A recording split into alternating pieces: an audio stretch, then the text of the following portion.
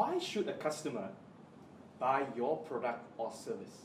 What's so different about what you have to offer versus what's out there in the market? How do you switch a customer's perspective from what they're already using to something better that you feel that you have? What makes the difference? Ladies and gentlemen, if your customer is using a product A, how do you move them to say choosing your product or service? Let's call that product B. So have you ever heard of Newton's law? And no, it's not the one about the apple falling on the guy's head. And voila, there we have gravity. I'm talking about the sense of momentum. See, when a customer is using a specific product, they are on a specific momentum. A specific direction that doesn't change unless something comes to actually distract it from its path. So consider this particular illustration. So assume that the customer was using a product. So he will be focused on this particular uniformity, meaning he will be in a specific pattern, right? He'll be in a specific pattern, operating in a certain mindset and having a certain comfort level in what the competitor's product is offering. So let's call him being in this direction of the A mindset. Now, what is your task as a salesperson? Now, remember what we said earlier in the previous modules. You are first a representative of your organization. You are an ambassador of what you have to offer. And number three, you educate your customers on why they should move over to your products. So consider this. Imagine that the customer is in the direction of A mindset. What we are trying to achieve is get them to a B mindset. You see, a customer is not just going to move from A to B with no particular reason, with no particular understanding as why they should choose and move away from something that they're comfortable with. Perhaps a specific vendor that they're currently using, an incumbent vendor, perhaps a specific product that they're already used to. So the only way that you could perhaps make a little bit of change and divert the attention from A to B is to perhaps change the path of where their focus is. But in order to change this, there are a few variables involved here. Number one, consider this. Who is going to bring about that change? This X is not luck. This X is not someone else. This X is not even your organization. This X is you. You as a salesperson bringing that message of hope, that message of change to your customers so that they see a difference as to why they should move from A to B. Now, to make this happen, what is this effort here? We call this effort education. We help the customers to buy by helping to educate them. Now remember, the best salespeople are not those that sell, but the best salespeople are those that help their customers buy. So, the second point is this. The second point is obviously there is a big gap between A and B. Now, why would a customer move from A to B? There must be a sense of VALUE. That's value. What's your value that you offer to your customer? That they would move from A to B, that they would change from an incumbent vendor and existing product to your product or service. You see, ladies and gentlemen, it's not just about the value that you have to offer, but it's the differential value of what's difference between A and B. Now what we're saying here is we're talking about this element.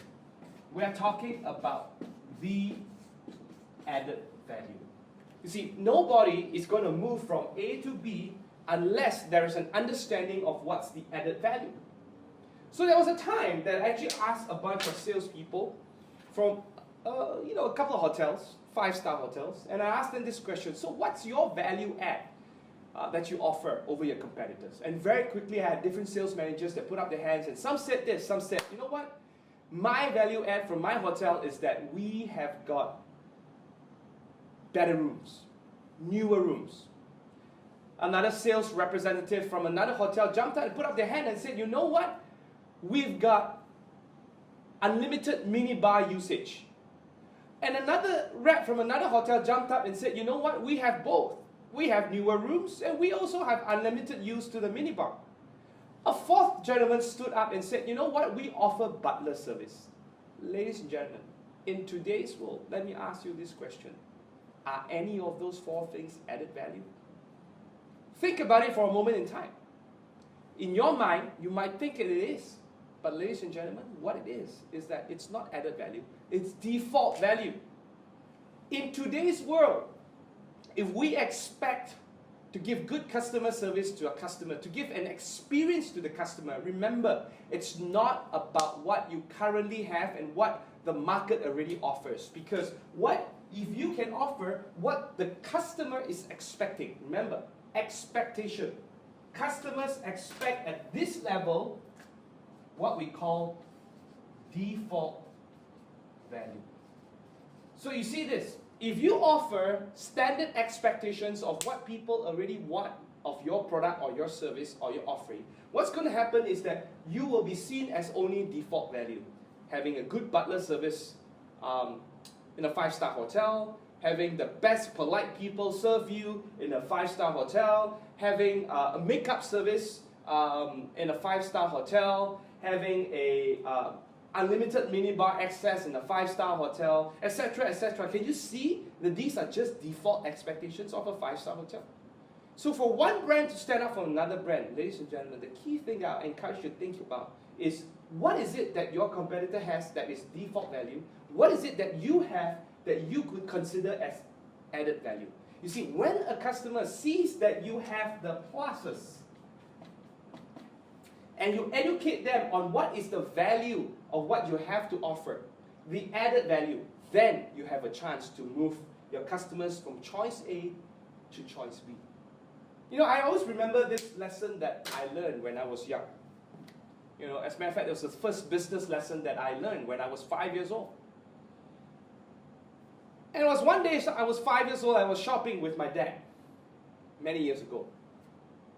And I saw a particular item that I thought that was pretty affordable. And I went to my dad and said, Dad, guess what? Can you get this particular toy for me? It's really cheap. And my dad said, son, never say cheap, say affordable. You know what? That's my first business lesson. From then on, I learned this very interesting model, and it goes something like this. Cheap things may not be good, and good things may not be cheap. Ladies and gentlemen, your value offer, your added offer, has to also measure up to what you're offering in terms of the price point that customers are buying at. If you go too low in price, there is a perception that there's something wrong with your product. It could be, near to expiry. It could be, it's a really non-sellable item, so on and so forth. So remember, stick to your price. Don't sell your price by offering discounts. Work on the added value of what you have to offer your customers. So let us repeat what are the 3 things that we have learned so far. First point, your job as a salesperson is to educate your customers. Number 2, when you educate not on default value, but educate on added value. For it's in so much as they know about the added value, then they will actually choose to move from A to B. Number 3 is about experience. You have to give your customers the awesome buying experience. Buying experience is key. Without having buying experience that is positive, your customers will not take the dive. Now remember, ladies and gentlemen, when you have default value, when you have added value, you also have an opportunity of something else. And we call this C. And C stands for reduced value. When you reduce your prices for no particular reason, just so that you win over the competitor, price war, so to say, what's going to happen is that you're going to project a message of reduced value. At the end of the day, satisfaction may not be the same. The point is, what kind of experience are you giving to your customers?